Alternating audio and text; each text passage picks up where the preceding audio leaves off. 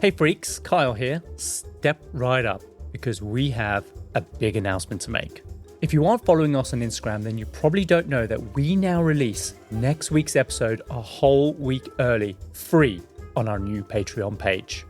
This is perfect for all our die-hard freaks of the show who can't wait for our next spectacular. To find us on Patreon, just search for The Compendium Podcast or visit The Compendium Podcast on Instagram and click the link in the bio. If, after joining for free, you find yourself wanting even more, consider subscribing to our Certified Freak tier. For just $6.99 per month, you'll gain exclusive early access to all of our unreleased episodes, making you a certified freak. Patreon is brand new for us, and we're still fine-tuning the act, working out what you want to see from us. So come one, come all, and become a certified freak by joining us over on Patreon. Now, let's go on with today's show.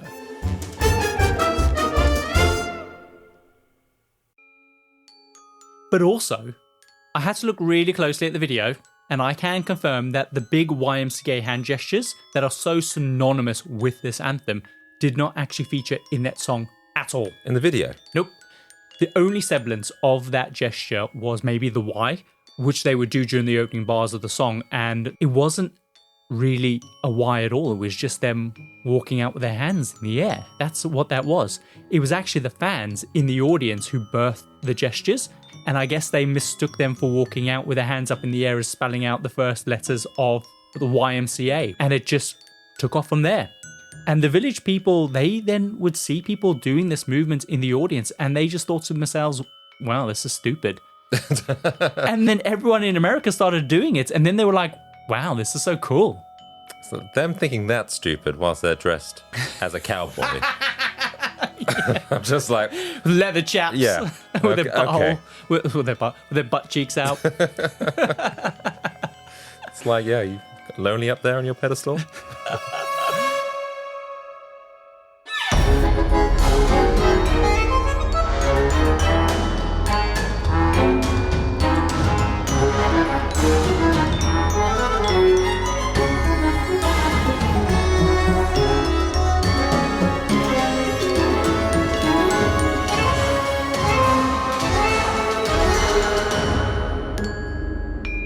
Welcome to The Compendium, an assembly of fascinating and intriguing things.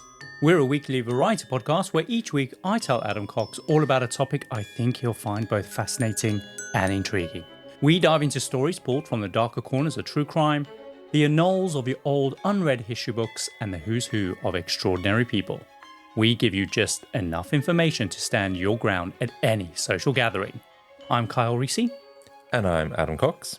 And in today's episode of The Compendium, we're diving into an assembly of ways to channel your inner Macho Man while working out at the Y.M.C.A before cruising into the Navy aboard a disco bonanza.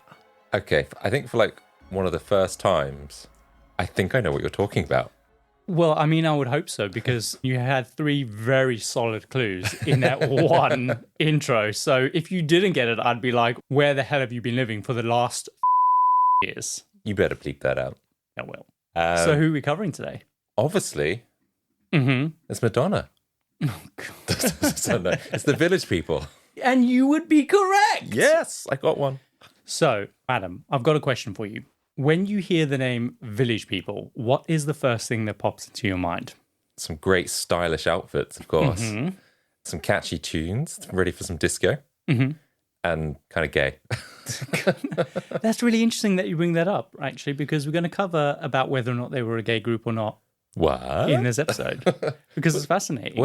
And intriguing. Not, although saying that, I guess they were really popular. So that would be, for the 70s, for a gay group to be popular. I don't actually know. Anything else come to mind? Well, the dance routines. Although that's the only one I can think of. Y.M.C.A. Did In the Navy have one?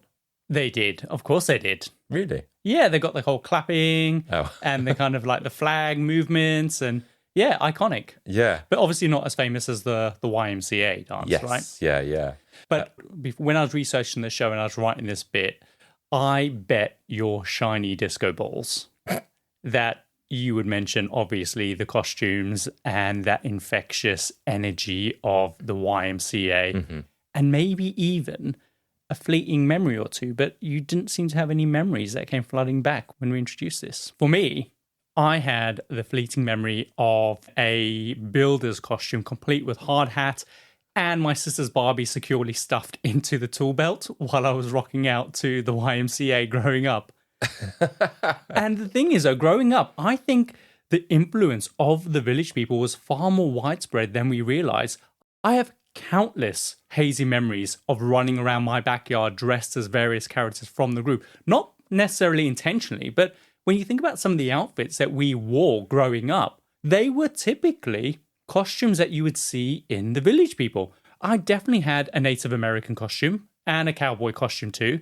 And I would get a brand new pistol almost every year for Christmas without fail. And I'd run around the backyard firing the pistol with those snap strips that you would get that you put into the guns, firing that at my sister. And she would just be screaming blue murder, running away from me. But I also remember I had a policeman outfit with my little kind of handcuffs as well. What were you doing with them? Well, I mean, the downside was that they were far too flimsy to be used for anything like serious, you know. The only outfit I didn't have was the leather guy with his leather jacket and his chaps. But that's not to say that I didn't have chaps. Because chaps? I had assless chaps that came with my cowboy outfit, for sure. And I wore them, not necessarily without any trousers underneath. Maybe I had like these little shorts on them, but I had assless chaps from my cowboy costume. And your mum had no idea. That's the thing. And I vividly remember loving the music of the Village People too. And when I was doing research for today's episode, I kept getting these flashbacks of me putting on a show for my parents and their friends doing the Y.M.C.A. dance. And I would also just walk around the house just randomly singing Macho Man. It's any wonder that my parents had no clue. Are we actually learning about the Y.M.C.A. today, or is this some deep dive into your, I don't know, upbringing? Well, I mean, it says a lot, especially when you've suppressed a lot of these memories over all these years and then they just come fleeting back. It's starting to answer a few questions. So yeah, today we are talking about the Village People. And to be honest, I didn't actually set out to do this episode. It was just never on my radar. But after listening to Stuff You Should Know, the memories of how much I just loved this group growing up just came flooding back to me. And so after listening to Chuck and Josh, I had no idea how incredible their origin story was as a disco group, and also the impact that they had at normalizing gayness amongst the mainstream. So it got me really motivated to tell you the story. And you know, I hope this lays down the foundation for us to tie in other stories about the gay liberation movement, which I know is something that we've talked a bunch about in the past. Yeah, because I was looking into Stonewall at one point, but then I just don't know, you know, it's been covered. I don't know what else new that we'd add to it, but, you know, it's something that's still on my radar. But at the end of the day, our listeners, they want to hear, our freaks, they want to hear the story from us and our perspective. So it's still worth telling it. And there's probably loads of our listeners that, A, aren't from the LGBT community, that probably want to know about this stuff. So I think it's definitely worth it. Now, I'd love to lean into that a bit more. By the way, it's Village People, not the Village People. But with that said, I doubt I'm going to remember that throughout this episode. So I'm just going to call them the Village People. So they're not the Village People? No, they're not the Village People. They are Village People. Oh. That's weird. But before we kick off, should we do all the latest things? Let's do it.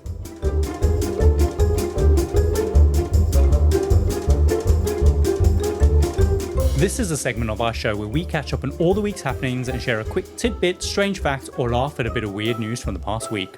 So Adam, what have you got for us today?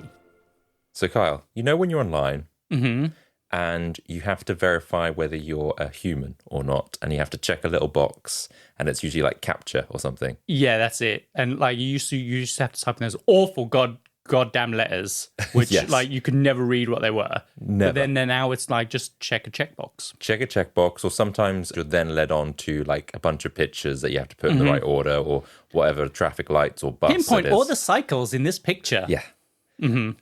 But you would think just that checkbox that you're saying that I'm a human, that is you verifying that you're a human, and the website then goes, great, you can proceed to log in or do whatever you need to do. Well, actually, what you're doing when you're checking that checkbox is you're giving the website permission to then check your browser history, to then verify that you're a human. They're looking for normal activity, essentially, from a human being. Yeah, and I didn't realize that's what was actually happening. I thought it was just a checkbox. You're completely spot on. It's the action of you clicking that checkbox. Yes, they also check your cookie data and all that metadata in the background, but it's the action as well of you dragging your mouse up to that checkbox, because if it was a machine doing it, we travel in the precisest line up and then around. So that's how they can also tell. Also, sometimes it doesn't always work, because you can obviously check that box and to say that you're not, or you are a human. And then you still get shown a bunch of pictures that you have to then like decipher or whatever it is. Yep. And apparently that's where the AI or whatever it is within this tool then looks at your history and goes, something's not quite right. And so it runs those images and stuff like that. Oh, right. So is this it just trying to buy some time? Yeah. Keep you occupied. I think it's just to try to double check to go, some of your history doesn't look quite legitimate. Let me just have a look at some of, now you've got to prove it by telling me what's a cat. So yeah, I was just really shocked about that. So, and I don't think anyone really knows that that's what you're doing when you're giving it permission. Are you giving it permission to check your history? I guess it's going through Google, right? So it's going through Chrome. So it's a plugin that you would buy access to. They're just using Google's protocol to get Google to verify that you're real. Yeah. I wonder if it can actually read exactly what you've looked at, but maybe it signals, I don't know, and it's anonymized, because usually like personal data, it's very, there's a lot of security around that. Yeah, that's it. Yeah, that just shocked me this week. But also with you checking how many cycles or how many motorcycles or crosswalks or buses are in those images, that is training data for image recognition. They're getting humans to verify some difficult images to then train an AI. So there's also use for that as well. Like we're like monkeys. Technically. Yeah. So yeah, strange. Very weird. Interesting. So my all the latest things for this week is that, did you know that you can get kicked off of a flight for refusing to help passengers in an emergency? What happens if you're in the emergency at that point in time? And you just go, F this, every man for themselves. And they're like, well, can you get off? I'm like, well, aren't we all getting off? Well, let me explain. So when we always buy tickets on a flight, right? The number one thing that you value the most when flying economy is what? Legroom. Exactly. And to get that extra legroom, what are the seats that you normally go for? So sometimes you can get them at the front, or you can get them in that sort of emergency exit aisle. I think that's usually where the two sort of places. Exactly. So you always try to snag the seat in the front row or in one of the exit rows, right? Because of course it comes with that extra legroom. But did you know that it also comes with added responsibilities? And if you refuse, you could be moved to another seat, or worse, escorted off the plane and arrested. And Really? Yes. So I know when you sit in that seat, the steward will come up and she'll say, hey, this is an emergency exit. Don't put any bags in front. And do you mind helping if we're going to give... Yeah. Exactly. But you get kicked off if you say no? Well, so it turns out, if you're sitting in that row, it means that you are expected to assist with opening the door in the case of an emergency. You're required to communicate well with cabin crew. Right. So when they ask you, would you be willing to do all these things, you have to give a verbal yes. And that yes is an indication that you are of sound understanding and that you can communicate well. And the idea is that you're expected to also listen and watch the entire safety briefing without any distraction, not allowed to have your headphones in or anything like that in that particular row, because you are required to assist in the case of an emergency. And the cabin crew, like I said, they'll approach you and they'll ask you if you agree, and they have to hear this verbal yes from you. So this woman boarded a flight to Houston, and when she got on, she was asked if she would agree to the responsibilities of the exit row. And she just flat out refused, saying, oh no, I'm not going to save anybody. If something happens, I'm going to save myself. And she basically just refused to give the cabin crew that verbal yes. And as a result, they kicked her off the plane after they tried and failed to move her to another seat. Oh, right. Yeah. So this entire exchange was caught on TikTok by another passenger. And even after she said eventually that she was kidding, the cabin crew said this is far too late. And the pilot even got involved. The airport security was called. She was then escorted off the plane and then arrested. It's just because she refused to move to a different seat as well. I mean, she was a bit sassy. But yes, she did. She did. She refused. And the thing is, though, that if you are sitting in their seat and you don't know about this agreement and they ask you and you say no, they can just kick you off the plane. And even after they explain it to you. Like, oh, by the way, it's your responsibility to do this. It sounds like she disagreed, and then they explained it to her. Then she agreed, and they were like, it's too late. You need to get off. Were there no other seats, or she just refused to sit? Because I thought she refused to move to another seat because she valued the legroom like you do. Right. So yeah, because I guess there was nowhere else for her perhaps to sit if that was a full flight, and so therefore, well, you have no choice but to get off then. Yeah. I know that people under the age of 18 can't sit in, or 16 can't sit in those seats. Yeah, because I guess you are required to help out in the case of an emergency. But I didn't realize you could get kicked off. That's what happened to this woman. Wow. And yeah. Isn't that crazy? Wow. Yeah, it is quite a big responsibility if you did go down, you've got to try and help people off the plane. But also the thing is, so in that moment, you'll be like, yeah, sure, I'll help people. But when a plane is going through an emergency, you might act completely different. No, I'd be like, just let me out of here. Yeah, get me out, get me out. So yeah, that's all my latest things for this week. But before we kick off, I just wanted to quickly mention that last week we got a request from one of our certified freaks, a person called Mini Hendu. And I just want to issue a correction. It's not Mini Hendu, it's Mini Hendo. So I just need to correct that. I guess, how do you spell Hendu when you go on a Hendu? Hendo. Yeah. But that's two separate words. Exactly. So because this was one word, I guess I just mispronounced it. So sorry. Did she write in? No, but I heard on the grapevine that she's very angry. Oh. And you don't want to mess with her. She's the teacher. So you don't want to mess with her. She will tell you off. Exactly. You'll get detention, man. Yeah. So that's all the latest things for this week. So Adam, to set the scene, let's rewind to the very genesis of this iconic group. The Village People weren't your average band organically coming together. They were manufactured, and they were the brainchild of Jacques Morali and Henri Belolo. Both Belolo and Morali were Moroccan-born French guys who got into the music industry through their own grit and determination. Belolo was the brains, the producer type, while Morali, he was also a producer, but more of the hands-on creative type. And so when these two finally came together, sparks flew even before the Village People became a thing. They met in the early 1970s when Belolo decided that he wanted to do something completely different from what he was currently doing, which was predominantly working in jazz and classical music. And so after being influenced by various friends in the American music scene and visiting clubs in and around Philadelphia, he experienced what they called the Philly sound. And it was this that inspired him to start dabbling in American music. Now, Philly sound is characterized by its smooth and lush arrangements, featuring kind of orchestral instruments like strings and horns combined with kind of soulful vocals. So it wasn't really a million miles away from the music that he was already accustomed to, but it was still different enough and fresh enough for him to be intrigued by it.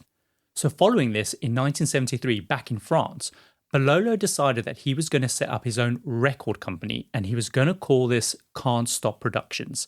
And his goal was to eventually return back to America when he was confident that he had settled on his big idea that would help him break into the American music scene. But this idea wouldn't come for another 2 years after a young composer named Jacques Morali walked into his office offering his services as a producer/composer. Morali was enthusiastic and always dreamt about going to America, but Belolo told him that if he could go away and come back with an idea to break into the American market, then he would take Morali to America. Nice. You said Jacques? How are you spelling that? So, Jacques.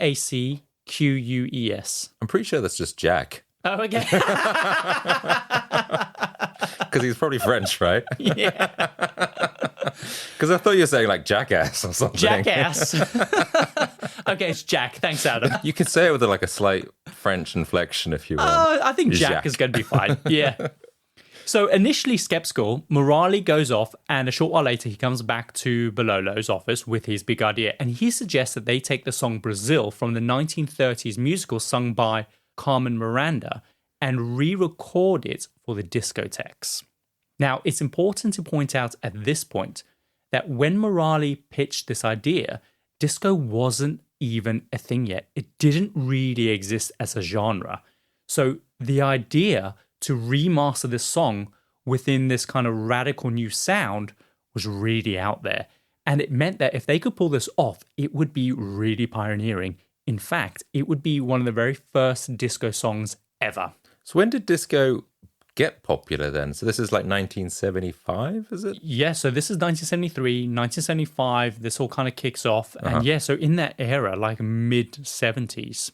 That's when it kind of comes around. Yeah. So it might have still been flavors of it, really super inspired by other things like the Philly sound and things like that. It would have been underground. Disco was born from the kind of the ballrooms and the Latin American and kind Studio 64, or is it 64?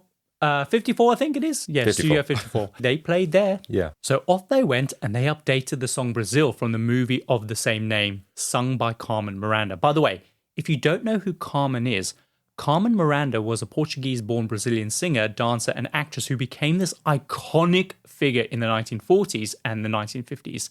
And you'll probably remember her from her flamboyant and colourful kind of Mardi Gras outfits with ruffles and satin fabrics. And they often reference her on RuPaul's Drag Race. Particularly, she was known for her iconic fruit hats dressed with bananas, pineapples, and other tropical fruits. If you see an image of her, you'll know straight away. I feel like, although maybe I've just seen too many drag queens in like fruit hats, but I feel like I know who you're talking about. The thing is, though, Adam, if you see a drag queen with a fruit hat, it's going to be inspired by Carmen Miranda. Yeah, probably. And others like her. And so they updated the song with a female trio called the Ricci Family, and they turned it into one of the early disco classics, even before disco officially existed. And in doing so, they laid the early foundations for disco. So if it's not called disco yet, what is it called? It's not called anything yet. This new sound. Yeah, like this new weird disco-y, I don't know, sound. And so the song is a hit, and it was even nominated for the 1976 Grammy for Best Pop Instrumental Performance. Although they didn't win, that title actually went to The Hustle. But this catapulted the two of them to a whole new level, and it brings disco out from the underground and pushes it into the mainstream. So it's incredible to think how silly and fun we remember the Village People being when we were growing up, that we completely underappreciate how seriously pioneering they were as a result of their founders helping to define an entire genre of music. It's pretty special, and it gives me a new appreciation for the band. Following this, Can't Stop Productions was taking off, and as a way to continue to stay relevant, they were actively looking for their next big thing. So in 1977, Belolo and Morali were hanging out in Greenwich Village in New York. If you don't know, this is a super gay-friendly community in Lower Manhattan and an iconic place for gay men living in New York at the time. We did go there. They've got a Rainbow Road. Yeah. Pretty sure they had a gay ice cream shop as well. They did, didn't they? Like unicorns and shit. Yeah. So it's worth mentioning that Morali was gay, but Belolo was not. But either way, they were out in the village and they noticed that many of the men in the clubs were dressed as these exaggerated stereotypes of these macho American men that they had seen so many times before on American TV shows and movies throughout their entire lives growing up. And so, after some back and forth, this inspired them to create a group that represented these different characters of the American male stereotype. Hang on, are you saying they're going out in New York and they're in a bar or whatever, and they're just looking around and like casually there's a builder and then there's a cowboy and there's a policeman and there's a Native American? Yes, exactly that. In particular, Morali and Belolo took huge inspiration from one specific guy that they kept seeing on the scene, and his name was Felipe Rose, who would often be seen dressed as a Native American. And he actually was Native American, so it wasn't just a costume that he was wearing. Oh, okay. So his father was, I'm going to butcher these names, but he was Mescalero Apache, Lacato, and Cherokee. And so he was often seen out in the clubs wearing his traditional dress. And the pair also frequented bars like the Mine Shaft, which was a pretty intense BDSM gay club in the village at 835 Washington Street, where they often saw other men dressed in various outfits like leather chaps and straps and other various fetish wear. And so all of this helps them to solidify the entire concept of the Village People. That's bizarre that they're using BDSM as inspiration here. But this is the attire of the gay kind of underground. I guess so, but it's so weird to think that they think, oh, this is the image, this is what's going to catch on and be like popular for everyone. To them, it was a celebration of these aspects of the American male culture at the time, something that an American producer did not see as an opportunity. So it's interesting that it takes an outsider's perspective to give birth to something that is so quintessentially American, and that is how the Village People came to be. So Morali and Belolo introduce themselves to Felipe. That's the Native American guy that they see around the village, and they get to know him quite well. Now, Felipe, he was kicked out of his house after coming out as gay, so he was working in the various bars that they would hang out in. And so the story goes that Morali starts writing these songs that are directly inspired by Felipe. And at this point, Can't Stop Productions is heavily working with the Risi family, who recorded the cover of Brazil as the disco anthem. And they're putting together a new album for the girls, and they need some new backup singers. Now, someone mentions a demo tape from a young African-American guy called Victor Willis, who was currently working on the Broadway production of The Wiz, which of course is the retelling of The Wonderful Wizard of Oz, and they think that he might be a great backup singer. So Morali reviews Victor's demo tape, and he says this guy is far too good to be a backup singer. He's literally a star. So in 1977, they get Victor Willis into the studio and they sign him to sing on their first disco hit, and it's called San Francisco, You Got Me. And in the video, you see Victor Willis as the lead singer on the record with a bunch of backing singers and dancers all dressed in various stereotypes of macho men. But they are not the Village People. They are just like studio backup singers and dancers. And amongst the backup singers is a Native American, a cowboy, a leather guy, and a construction worker, but they're just like actors or extras, if you will. And the album is called Village People, and it includes 4 songs: San Francisco, You Got Me, Village People, Fire Island, and Hollywood, Everybody's a Star. And of course, San Francisco, You Got Me becomes a huge international hit, and they are getting all this interest from different music publications and TV shows. So the main singer, it's not even a band at this stage then. No. They're just these extras that are on the front cover. That's it. Victor Willis is the only member of Village People. They didn't exist. Everyone else are just studio artists. And then reading those sort of soundtrack titles, it does sound quite, I guess, gay. It does sound gay. I mean, San Francisco, Hollywood. Yeah, exactly. In particular, one of the organizations that's interested in them is American Bandstand. They reach out. American Bandstand is like the UK equivalent of Top of the Pops at the time. Okay. But technically, there is no Village People. It was just Victor Willis, so they can't just send one guy. And so it's at this point that Morali is like, I'm going to need me an actual lineup of Village People. And so he starts looking for other people to add to the group alongside Victor Willis. And the first person that they recruit is Felipe Rose to join Victor in their lineup. And it's a fitting addition considering that Felipe Rose was unknowingly the entire inspiration behind the Village People concept. So it's fascinating that they brought their muse into the group.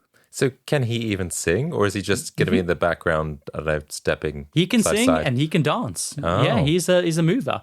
Interestingly, if you look at the cover of the Village People's debut album, you won't find any of the original lineup members, not even Victor Willis. It's simply just a group of guys in various casual attire, including plaid shirts and a police hat. One guy is sporting an American headdress at the back, but that was there because Felipe Rose was the direct inspiration for this. And when they were visualizing their concept, they were like, we want a Native American in there. Right. But it took them a while for them to realize, well, actually, just get Felipe Rose in there. No way. So the iconic Village People lineup, as we know it today, hadn't yet been assembled. They had the concept, but the pieces hadn't kind of fallen together yet. So next they decide that they're going to put an ad in the paper. And I think it was like the Village Voice. And they were looking for gay men, singers and dancers with moustaches to come and audition for the band. And they were really explicit about what they were looking for in the ad. You needed to know how to sing and dance, but above all, you needed to be hot and you needed to have a moustache. Why would you need a mustache? Mustache fetish. obviously. Oh, okay. Well, that's so funny. What happens if you're like a guy who sometimes they can't grow a mustache? Well, you can't be in the band. But he could be an amazing singer, a mover. Got to have the whole package. What happens if he has a little glue-on mustache? And just like hanging off and flapping around. In the middle of a set. Oh, no! Everyone's enjoying it, and then it falls off, and everyone's like, the whole audience just calms down and just like silence, and he's just standing there. He's a phony. So they receive thousands of replies. One of the first applicants was a guy called Glenn Hughes, who ended up being selected as the biker. And at the time, he was working at the Brooklyn Battery Tunnel, just collecting tolls. And he sees the ad, which said they were seeking singers and dancers, very good looking, with moustaches. And all of his friends were like, this sounds like you. And they start pushing him to apply. And so he does. And Glenn Hughes becomes the Village People Leatherman, which really wasn't a stretch for him because he was already really into leather at the time anyway. So basically, it would have just been just a regular day for him. He's just like wake up in leather. Yeah, just goes to work up in leather. Exactly. So the second one to join was Alex Briley, who was actually recommended by Victor Willis. Now, initially, Alex was brought in as the athlete stereotype, but it was quickly realized that he would be better suited as a GI. But then later, he would then settle into being kind of the Navy sailor character. Mm-hmm. Another guy to apply for the ad was David Hodo. Now, he had just finished up in a musical about the Grand Ole Opry, and when he auditioned, he initially was gunning for the cowboy role. But again, Morali and his team decided that he'd be better suited as the construction worker, and the role of the cowboy ended up going to a guy called Randy Jones. So this meant that the original lineup was Victor Willis as the cop, by the way, Felipe Rose, Glenn Hughes, Alex Briley, David Hodo, and Randy Jones. And so they had a team of very hot singing, dancing guys, all with moustaches, ready to hit the disco scene and completely blow it up. So if you're like auditioning to be the cowboy, is there like a persona that you need to have in order to be the cowboy? Do you have to like use a lasso, ride a horse? I guess you just have to like have the cowboy swagger, right? The walk, the talk, the sneer. I don't know. But he's like, no, you're just a traffic cop or whatever. That's all you can do. You can't be a cowboy. Yeah, you're not cowboy material. Get out of here. Yeah, I don't remember them really like doing their jobs, if that makes sense. When they're dancing, I can't remember them one dancing like a cowboy and one dancing like a Native American. No, they just all dance like gays. Yeah, gyrating and all sorts. Yeah, lots of gyrating. Yeah. So I think this is a great time to take a quick break. And when we get back, I'm going to tell you about how they took off. Cool. Hey freaks, Kyle here. If you aren't following us on Instagram, A, why the hell not? And B, you probably don't know that we're now releasing our next episode a whole week early on Patreon. And it's completely free to listen to. No strings. All you need to do is sign up for a free account and enjoy more from your favorite duo. This is perfect for all those die-hard freaks of the show who can't wait for their weekly fix. So to get next week's early access episode, just follow the Compendium podcast on Instagram and click the link in our bio to join our Patreon. It really is that simple. If after you sign up for free and you want even more, you can subscribe for up to 4 early release episodes for a small fee. Patreon is brand new to us, and we need your help to know exactly what you want to see more of. So come hang out with us and see what we're working on next and become a certified freak. Now, let's get back to the show. So we're back. Adam, the village people are now assembled. Village people assemble. It's, oh my God, it's like the Avengers. It is. So they're assembled now. And the first thing they do was reach back out to American Bandstand, who had previously said they wanted the village people to come and perform on the show. So in December 1977, they make their debut on American Bandstand and they perform San Francisco and Hollywood, Everybody's a Star. And they are an instant hit. And the thing that works for the band is the stereotype characters of the all-American male and the fact that they had this new and interesting sound that was disco. Ah, okay. So soon after this, Morali and Belolo start producing their second album, which was released in 1977, and this was titled Macho Man, of course, featuring the big single of the same name, Macho Man. So Y.M.C.A. was not their first song? No. This is crazy. I haven't even heard this San Francisco song. It's not one of their most popular, but it's very classically disco. Okay. So yeah, they released Macho Man, and I still remember walking around the house singing this song, which is mad to me when I thought about it because the lyrics of the song were not the lyrics a parent would expect their 5-year-old singing cavalierly while playing with their dinosaurs. The dinosaurs. So what are the lyrics? So I think we should read some out. Okay. And see if people relate to my parents' concerns. Are you going to sing it? I mean, I wouldn't even know what tune I'm doing this to. Body. Want to feel my body, baby. Body. Ooh, body. Want to touch my body? Body. It's so hot. My body. Body. Love to pop my body. Body, body. Coming through my body. What the hell? Not a lyrical genius. But yeah, to the point. Every man wants to be a macho man, to have the kind of body always in demand. Jogging in the mornings, go man go. Workouts in the health spa, muscles grow. You can best believe me, he's a macho man.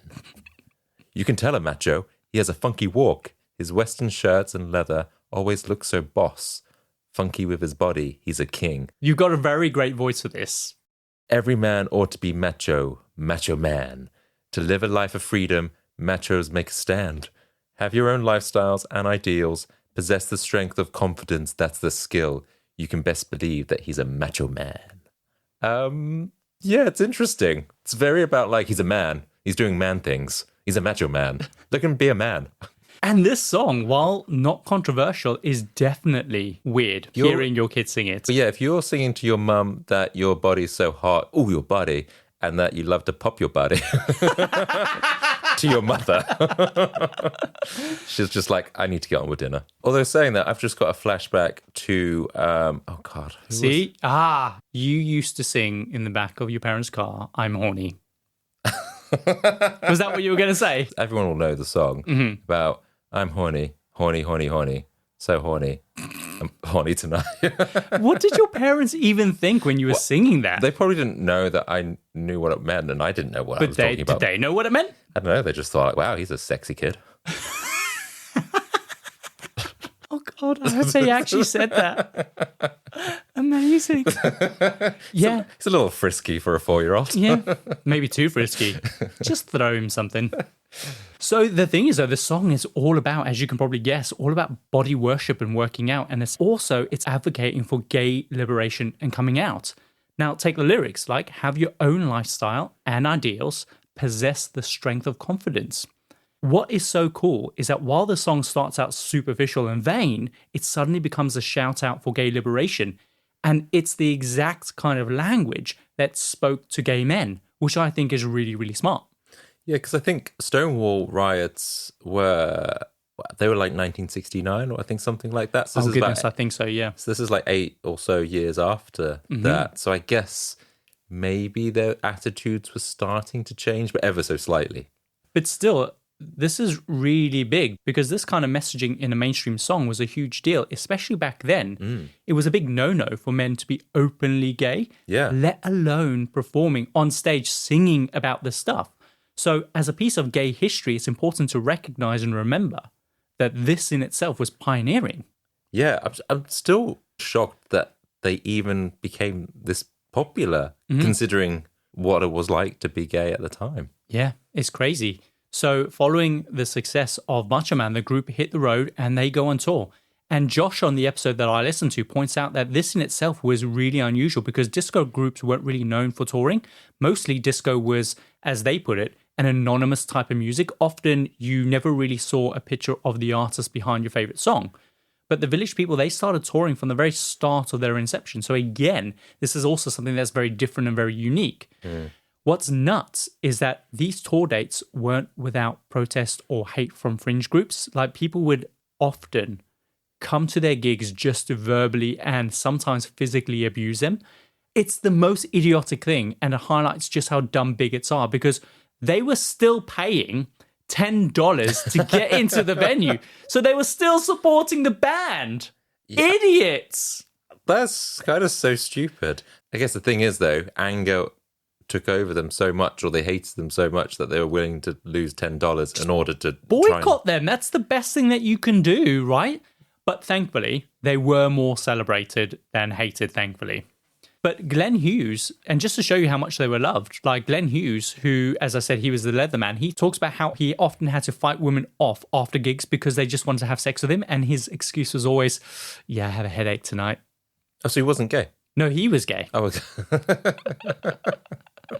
I believed it. He had a headache. Yeah. Oh, he's got a headache. They did play at some also pretty impressive events as well. They played at Madison Square Gardens in New York on the old site of Penn Station. They appeared at the Macy Thanksgiving Parade in 1978. They played at Studio 54, Disco Spectacular, the Alan Carr Extravaganza. And as I mentioned, like American Bandstand, they were literally massive. Now, here's the phenomenal thing. Their peak only lasted 22 months, so less than 2 years. And even though they're still going today, their peak fame only lasted for that short amount of time. Wait, they're still going today? They must be like 90. I mean, they're getting on a bit, but all of them are pretty much still alive. Really? Oh. We'll get onto that. This is brand new information. Yeah. So to give you a sense of just how famous they were during that time, both Madonna and Michael Jackson opened up for them while they were on tour. Of course, this was before they were both like hit their own peaks. But remember, Michael Jackson was already famous because he was part of the Jackson 5. And he was a support act. And he opened for them when he was going solo. So this says quite a lot about just how famous they were in their heyday. Wow, I didn't realize they were that famous. Mate, they were massive. So here's the very big question over the Village people. And that is, were they actually a gay group? The facts are that they didn't start out as a gay group at all. And I think that maybe it was a case of rather than them finding their audience found them. So they didn't intentionally. No. But then all the style and inspiration for their costumes and everything came from gay clubs and people. I mean, Morali was gay when he was the brains behind it.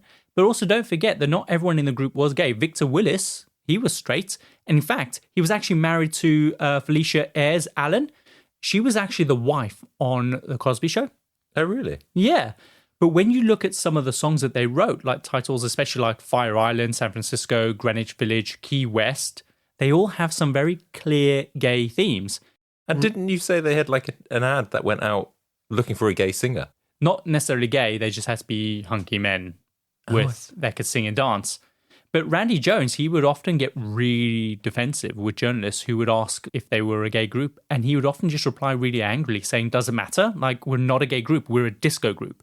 But over time, like I said, their audience, they found them. And so they leaned into what their audience wanted. And they essentially became a gay group. And I guess they just realized the impact that they could have as ambassadors for gayness, which is really powerful and what a great responsibility to have. Yeah. But the record does show that the group was divided over this question because David Hodo, the construction worker, said that the Y.M.C.A. was actually written to celebrate gay men at the Y.M.C.A., which leads us right into the Lion's Den. Shall we talk about the Y.M.C.A.? Yes. Everyone knows the Y.M.C.A. That is their iconic song. It is. Well, to you it is. Macho Man's always going to have a soft spot in my heart. And also in the Navy. Don't forget about in the Navy, Adam. Yeah, I'm not saying that, but Y.M.C.A. Yes. You hear those beats. It's the one that's played the most, right? Yeah, you know exactly what's coming when that happens. So I think it's time to take a quick little break. And when we get back, I'm going to tell you all about it. Cool. So Adam, we're back. What do you remember about the Y.M.C.A. other than, of course, the famous lyrics Y.M.C.A.? Do you remember any other lyrics of the song? Yeah, it's a place to get yourself clean where you can hang out with all the boys and, yeah, have a good time, I think. What else can you do there, do you reckon? Have a good time there. Well, they do suggest you can, yeah. Well, that's exactly it. So the inspiration for the song came from Randy Jones, that's the cowboy. And the story goes that when Randy first moved to New York in 1975, he joined the Y.M.C.A. on West 23rd Street in Manhattan. After which, one day he invited Morali to come work out with him and some of his buddies who were all gay porn stars. I don't know if this is a workout. It was a workout. Bow chicka wow wow. And Morali was amazed that a place like the Y.M.C.A. even existed. To him, it was the kind of like this hidden kind of gay oasis, just existing in plain sight in one of the biggest cities in the world, and nobody seemed to bat an eyelid, especially in a world where being gay was still not widely accepted. So this experience inspired Morali, along with Victor Willis, to write a song about it. And the whole idea behind the YMCA was that it was an ode to the gay experience at the YMCA. And the song, when you read the lyrics, comes with a really powerful, reassuring message for other gay men, saying that if you ever feel down or out of place, there is hope and support there for you. And the YMCA is the place where you can get it, where you can find happiness, where you can find community. And what I love is that the overarching message is that through the YMCA, the world in turn can be a pretty amazing place too. And I can so resonate with that as well, especially when you're new and you live in a world where your entire community is ostracized, where you can go and you can find other community members. That's really powerful. Yeah. Have you ever been to a YMCA? No, we have one in Norwich, don't we? Yeah. I think most towns must have a YMCA or like a Salvation's Army or something like that. Do you know what the YMCA stands for? Youth? I think it's Young Man's Christian Association. Oh, okay. Yeah.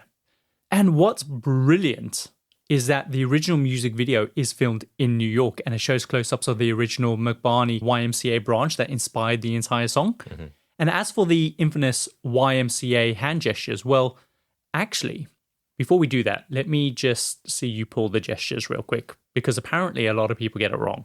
Really? How can you get it wrong? You're just making shapes. So let's go for it. So give me a Y. Well, I'm sticking my hands up in a Y shape. Yeah. And then the M, I'm bringing my elbows down and touching my head to make an M. Well, that's wrong. So you've done like little bear ears. It's actually across the chest. Oh, really? Yeah, you bring your arms like you're holding them straight, and then you just bring the hands down to form an M. So that's the M. I've never done that. I've never. That's from the village people itself. I got a lesson from them on how to do it. Okay, so that's an M, and then a C goes out to make a C. But am I making you a C or am I making me a C? What way is your C going? Left or right? To the right. It goes to the left. Oh, okay. Yep. Y-M-C-A, and then the A. You just make a little teepee. So that's it. So a lot of people actually get that wrong. I can't believe that. This has been a lesson. But also, I had to look really closely at the video, and I can confirm that the big YMCA hand gestures that are so synonymous with this anthem did not actually feature in that song at all when it was first released. It's not in the video. In the video? Nope. The only semblance of that gesture was maybe the Y, which they would do during the opening bars of the song, and then maybe a couple of times during some of the verses. It wasn't really a Y at all. It was just them walking out with their hands in the air. That's what that was. It was actually the fans in the audience who birthed the gestures, and they were just some kids at American Bandstand, and I guess they mistook them for walking out with their hands up in the air as spelling out the first letters of the YMCA with that Y, and it just took off from there. And the village people, they then would see people doing this movement in the audience, and they just thought to themselves, wow, this is stupid. And then everyone in America started doing it, and then they were like, wow, this is so cool.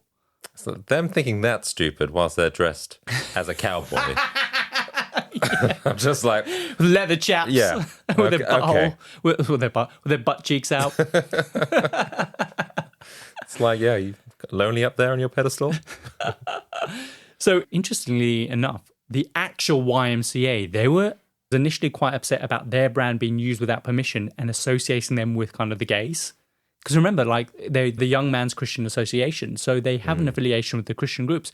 But before it even got round to litigation, they just changed their mind, fearing the negative publicity that might arise from suing the village people for singing about how amazing the YMCA was. So they just packed it in.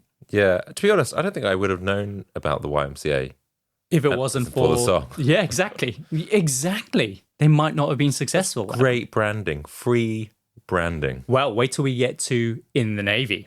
Okay. But the thing is, though, with the YMCA, even after all these years, it's still a cultural phenomenon. Like, since the early 2000s, it has been a tradition to play the song at all Yankee baseball games between the bottom and the top of the sixth inning, while the ground crew, they will just come out and start cleaning the fields, right? And then during the chorus, The ground crew then will just drop their tools or their rakes and stuff, and then they'll just do the Y.M.C.A. dance with their hands. No way. And when the song ends, they then just pick up their rakes again and they just go back to work. And apparently this is now commonplace in loads of stadiums around America. That's way better. Like over here, the only time you see it is at like some wedding and like the aunties get up and start doing the song. And you don't really even see it that often anymore. It's like it's been replaced by other things. Yeah, like cha-cha, real smooth. Cha-cha slide, yeah. And the Macarena used to be commonplace, but even now that's dying out now, isn't it? Yeah. That's sad. So Macho Man and the Y.M.C.A., they were huge hits. But what other hits come to mind when you think about the Village People? Well, we've already sort of spoken about it. In the Navy. In the Navy. I feel like that's their second biggest song. Do you reckon? Yeah. Well, In the Navy was the Village People's last big hit. Really? And that was released in 1979 before that 22-month flame started to settle down. It didn't completely teeter out because, as I said before, the Village People are still around today, although not as obviously the original lineup, which we'll get onto, but they are still around. And this record was on their third album titled Cruisin'. And don't tell me they weren't a gay group.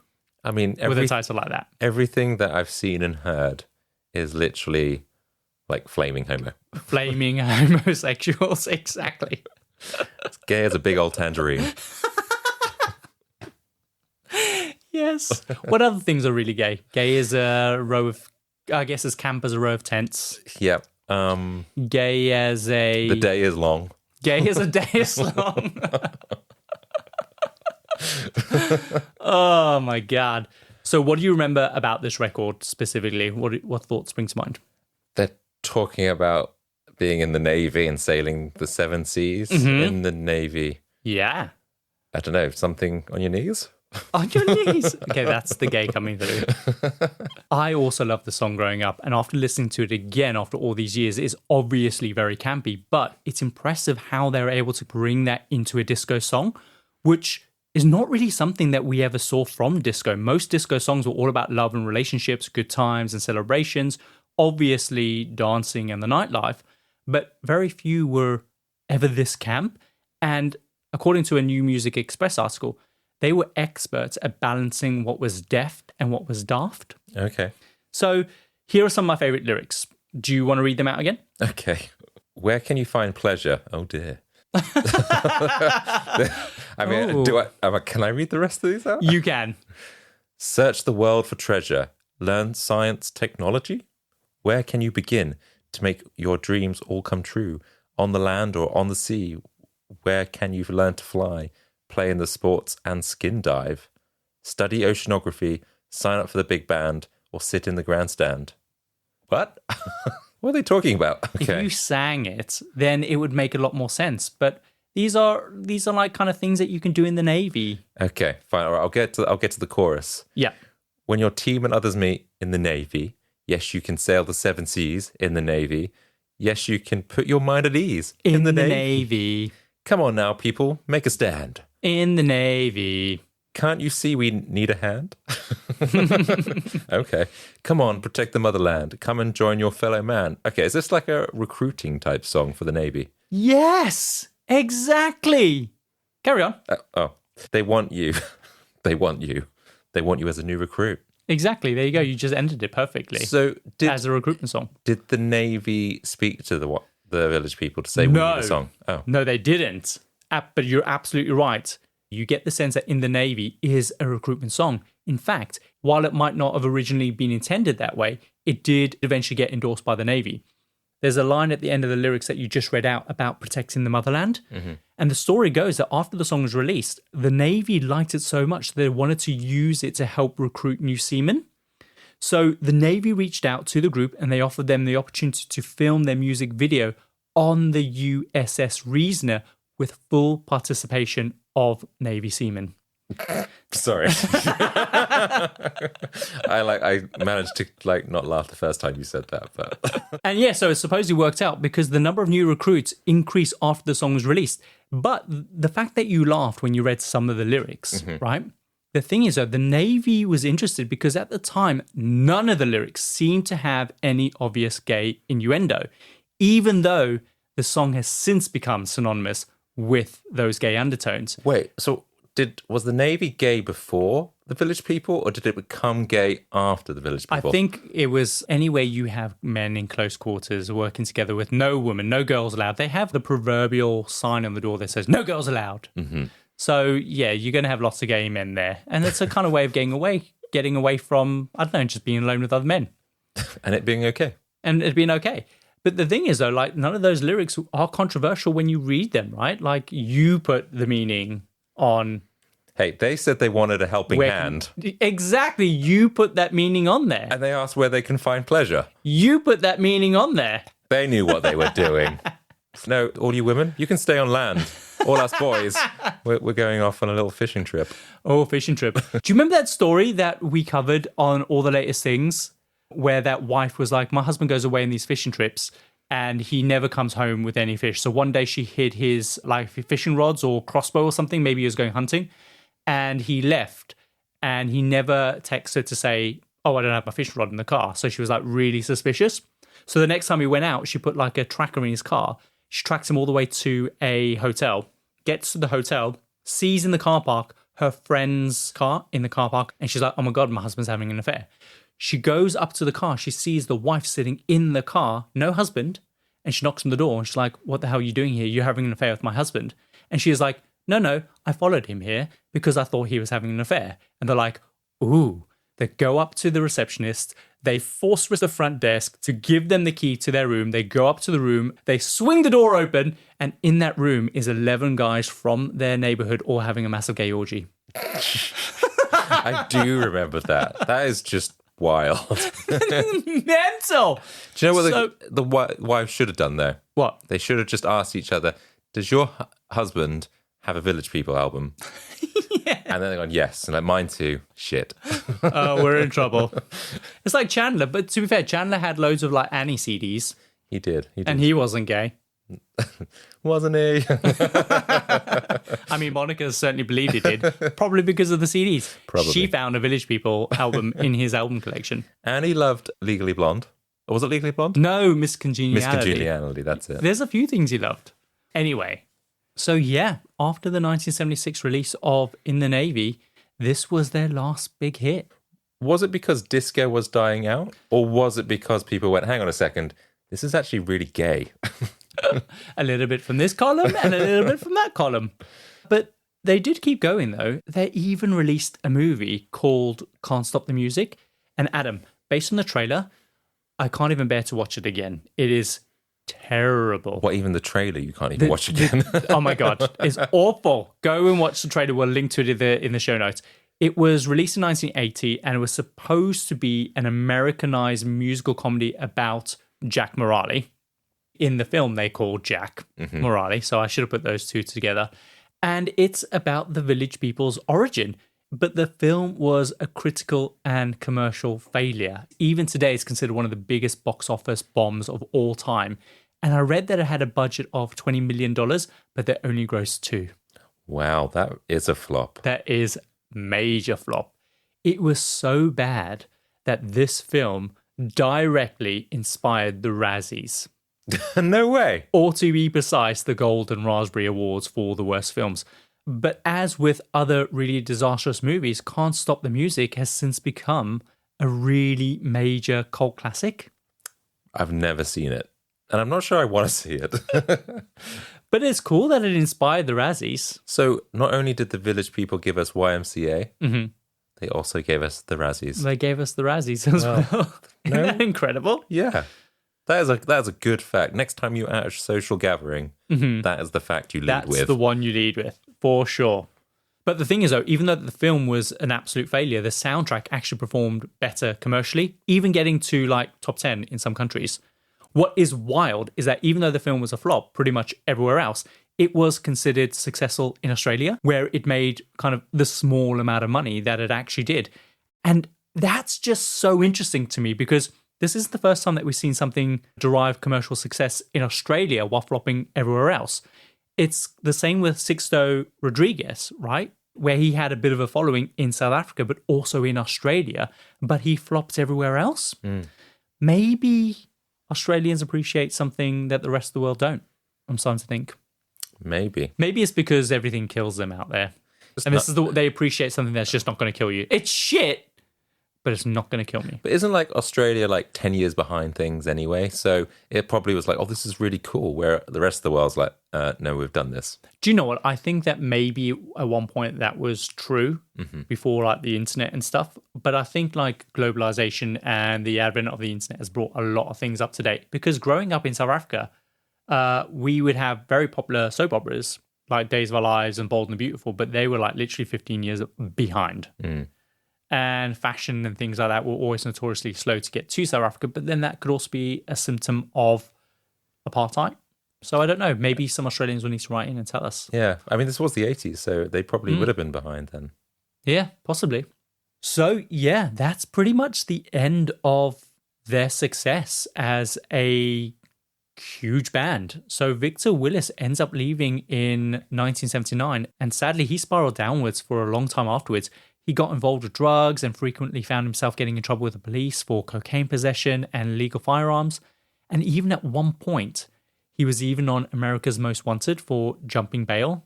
So for those listeners that are in the UK, it's kind of the equivalent of a UK Crime Watch. And so in Victor's place, a guy called Ray Simpson stepped in as the lead singer of the group. And he's been the lead for over 30 years now, and he's still the lead today. And in that time, they just continue to tour, performing on cruise ships and various events, and they still work incredibly, incredibly hard, sometimes doing up to 280 shows a year. That's like almost one every day. Yeah. That's Isn't a lot. Crazy. So they'll normally be like residents on a cruise ship or something like that. So they'll be performing most nights. The important thing to note, though, is that when Victor Willis was leading the Village People, he wasn't just the singer. He wrote and produced some of their music, and he was exceptionally talented. However, the financial reward just didn't match his contribution, and he received less than $2,000 per album from Can't Stop Productions. And as for his royalties, he just got a measly 1.5% despite co-writing some of their biggest hits. Victor was clearly taken advantage of. And the sad thing is that after 30 years, he's been holding onto that grudge ever since, especially since the group continued on without him and continued to do really well, and they continued to be kind of rewarded better than he was. So it's really, really sad. So just to give you a sense of how long he held onto this grudge, in 2008, the Village People finally received their star on the Hollywood Walk of Fame. And you can watch the ceremony on YouTube. But what you won't see in that video is that Victor was actually there in the crowd, and he was dressed in his cop uniform, yelling and causing a disruption. But apparently all of that was cut out. Oh, poor guy. I feel awful for him. But eventually, Victor Willis took Can't Stop Productions to court. And amazingly, Adam, he won. And he didn't just win a little, he won big time. They were forced to increase his measly 1.5% royalties to a whopping 50%.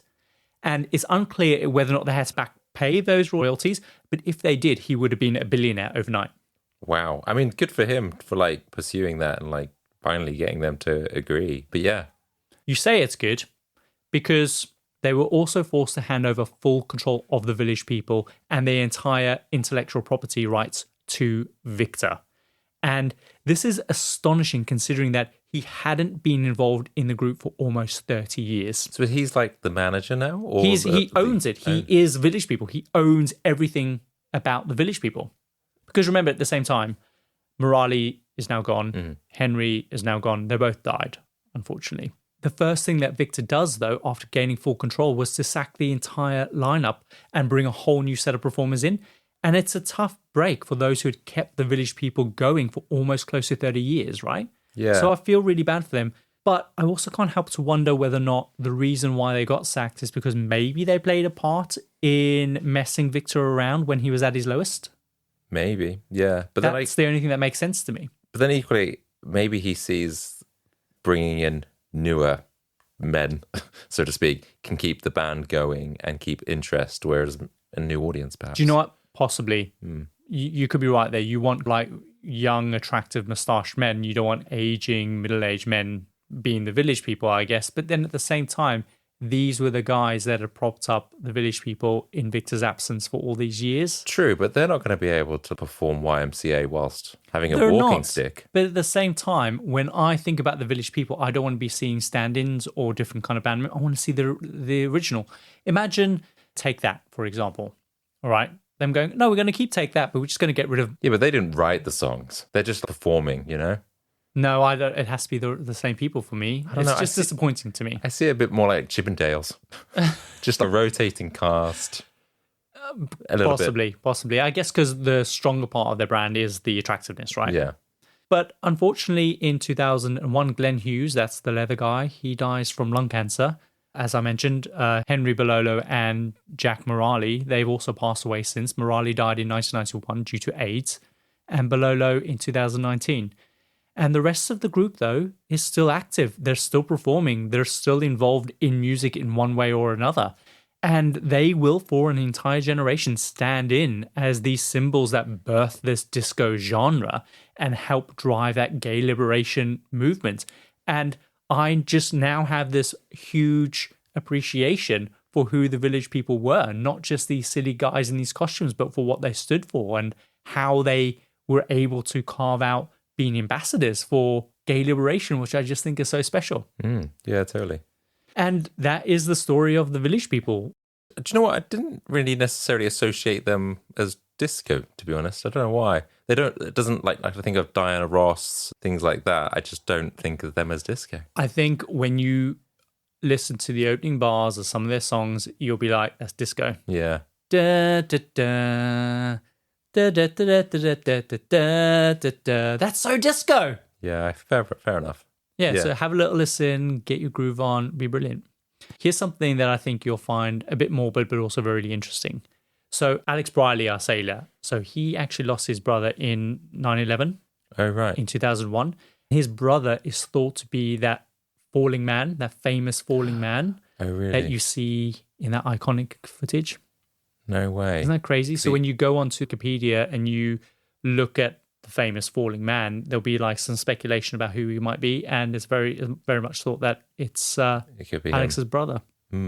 Has he ever said anything on that? No, as far as I'm aware, I don't know if he said anything, but according to Wikipedia, his brother was working, I believe, as like a sound engineer, I think, in the towers. He suffered really badly from asthma, so he must have been overcome by smoke. And more than anyone, he needed to just get that fresh air. And maybe the only option was for him to just jump, I guess.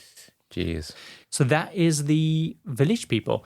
If you like this episode and you want to hear more from our back catalogue, then we've got a couple other episodes that you might find interesting. Yeah, one of my favourite ones that you did was on Sixto Rodriguez. Cold Fact. Yeah, the man who inspired a revolution. So he was the guy who inspired a lot of the people in South Africa during apartheid, but he was pretty much unknown in the US when he did that. That's it, yeah.